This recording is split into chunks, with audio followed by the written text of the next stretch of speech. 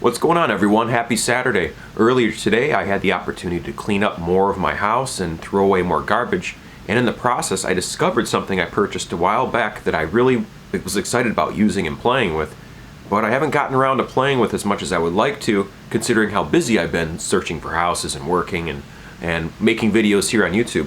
But look, I have one of these. I have an RC-505 loop pedal station.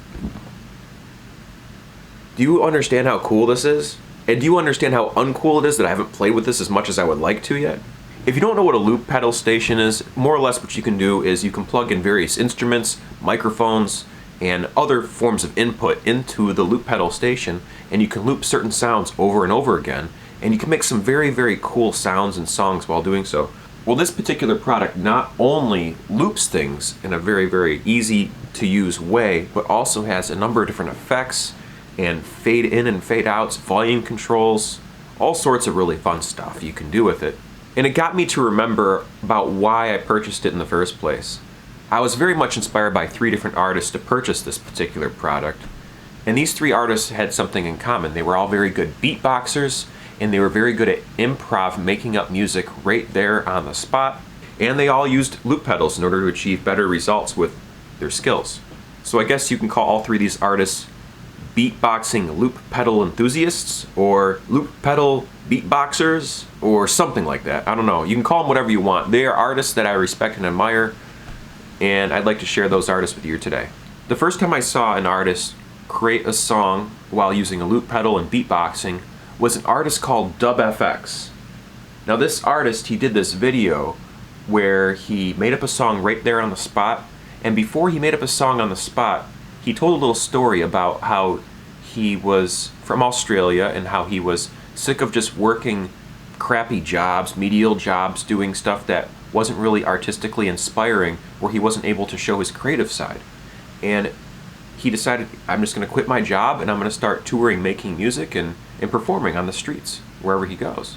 And he did just that, and he brought his loop pedal with him, he brought his microphone and his effects pedals, and he just started making music on the spot. And there was this one video I saw, the first introduction of DubFX I ever saw, and it was called Made.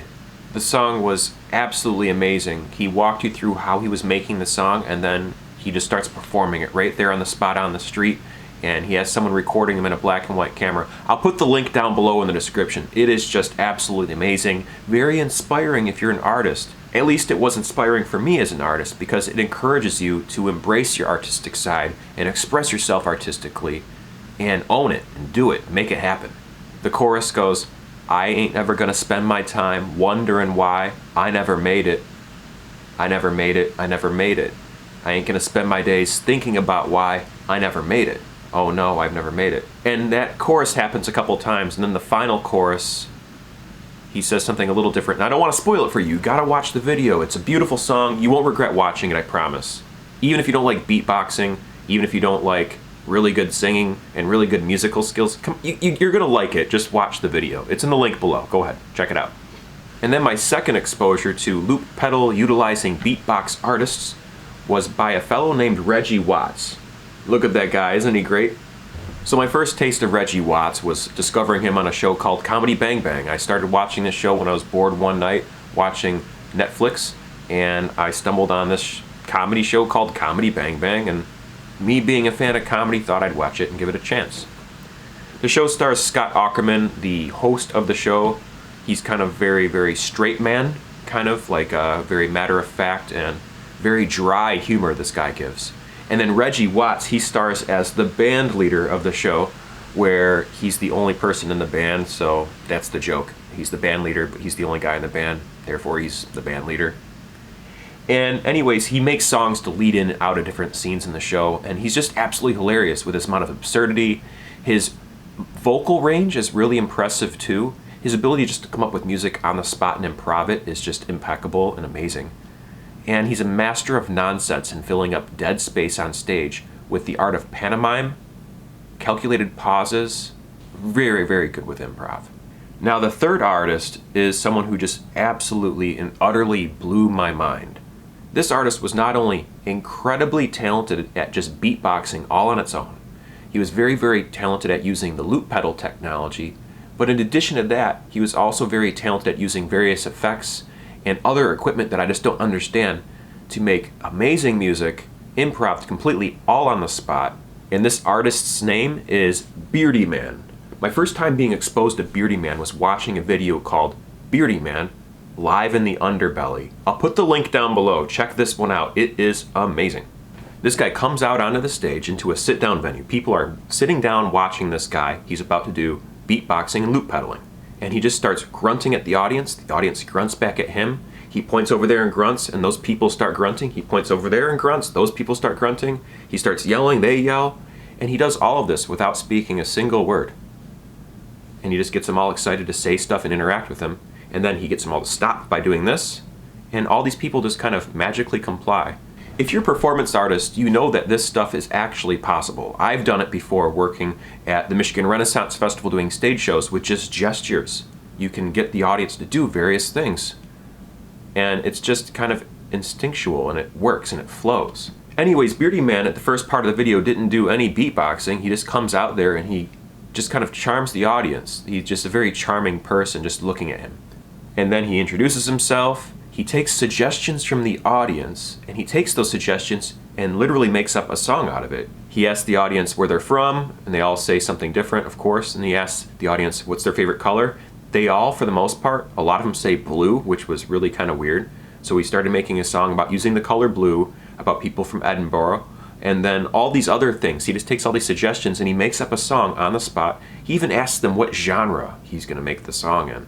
And they end up making the song with disco, with Bhangra beats, and utilizing all these other things. The point is that he got all the suggestions from the audience, and he didn't know what he was going to do before he went on stage. He took those suggestions and made some amazing and also very, very funny beats. This guy was ridiculous with his ability to communicate and connect with his audience, involve the audience in his show by having them actively participate and give him suggestions.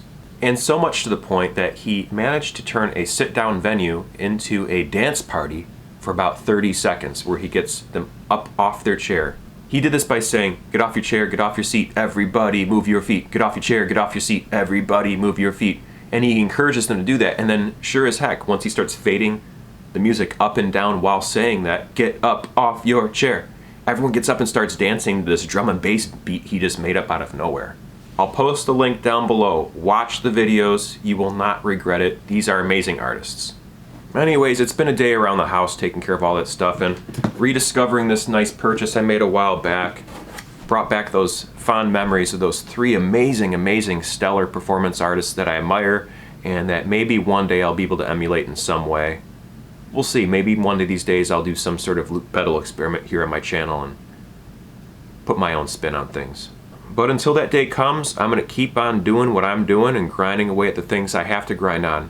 But I got to keep doing what I'm doing. I have to keep up with the grind. I have to keep working hard, keep making these videos for this channel. I have to keep searching for a new house. Once I get that new house, I'm going to make a brand new recording studio for this channel. I'll make a nice sound production and sound engineering studio. Real excited about that. Never had one.